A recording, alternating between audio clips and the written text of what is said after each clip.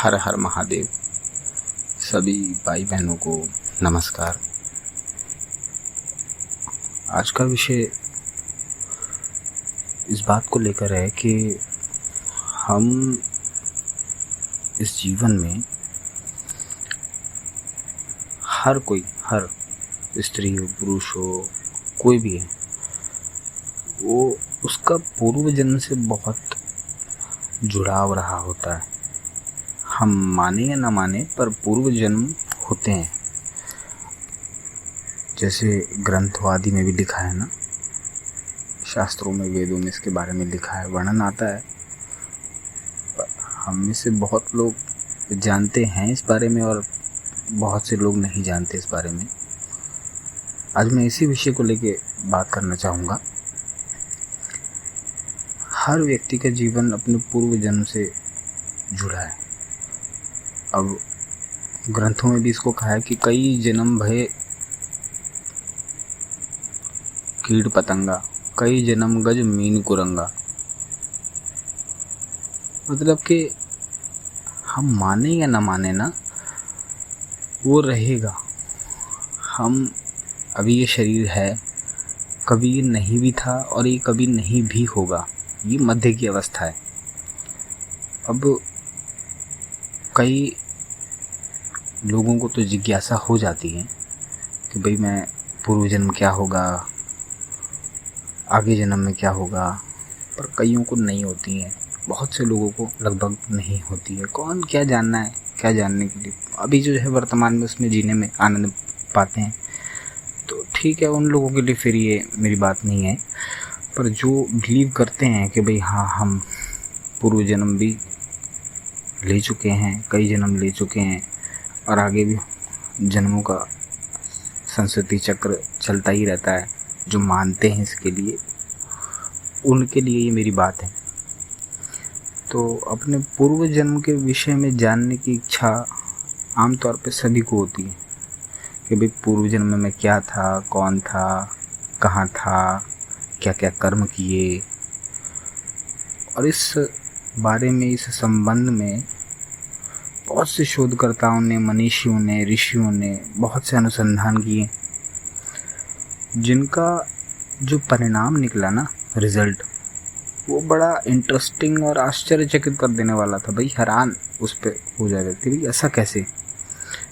और ऐसे बहुत से उदाहरण हम आज भी देखते हैं, अखबारों में आते हैं, समाचार पत्रों में आते हैं, टीवी पे आते हैं, है ना, कि कोई इस व्यक्ति को अपना पूर्व जन्म याद आ गया, इस व्यक्ति ने अपने पूर्व जन्म की बात बताई, ऐसा बहुत से हमने देखे हैं।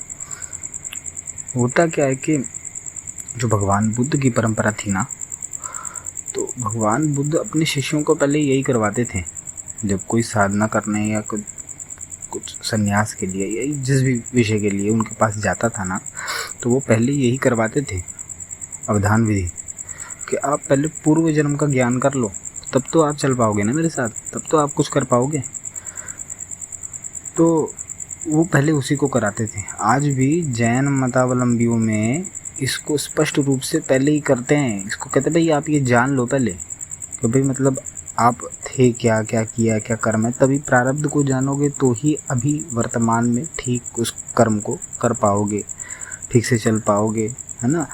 तो इसलिए ये वैसे बहुत उपयोगी है, पर ये संभव है नहीं आम इंसान के लिए ना, कि जाना जा सके कि हमारा भाई क्या था पूर्व जन्म में।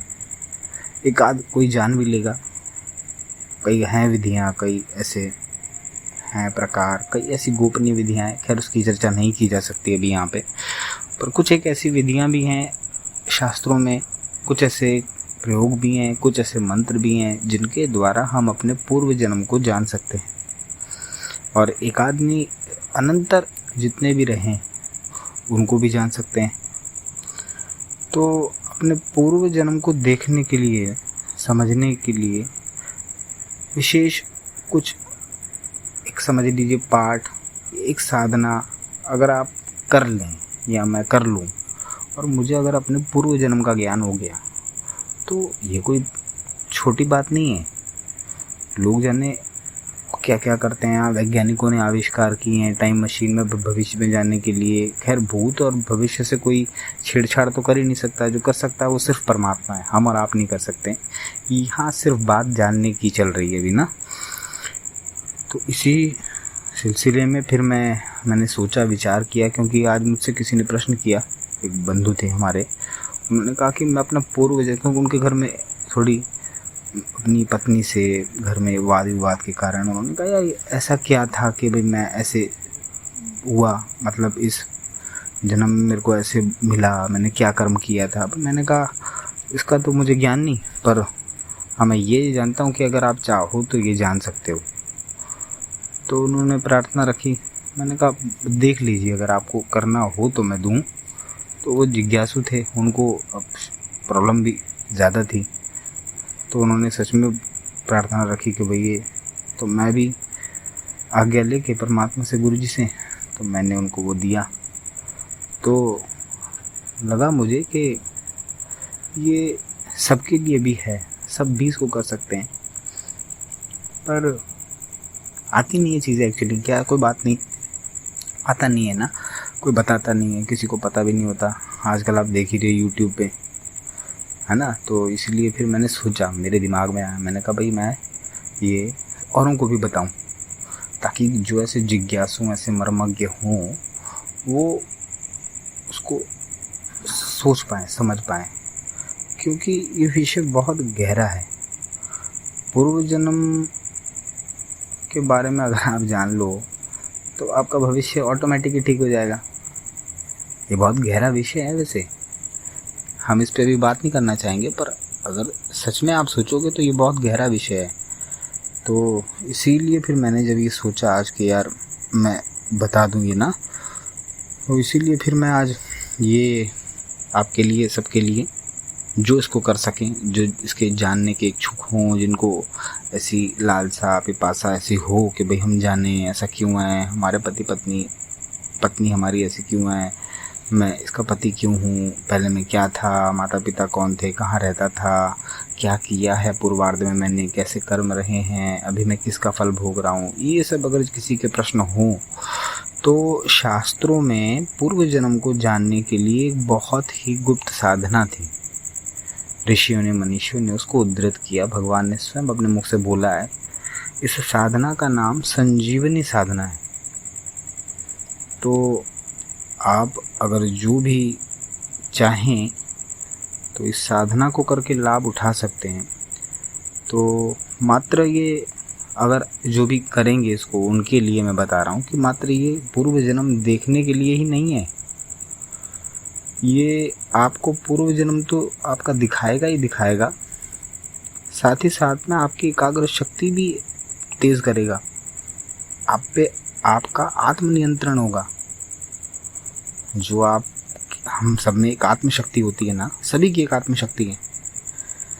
मतलब एक्चुअली मैं जैसे बोल रहा हूँ ये ऐसा बोलना नहीं चाहिए, क्योंकि सभी की आत्मशक्ति नहीं है, आत्म की ही सारी शक्ति है, पर आत्मशक्ति का विकास होता है, समझ रहे, आत्मबल प्रबल होता है।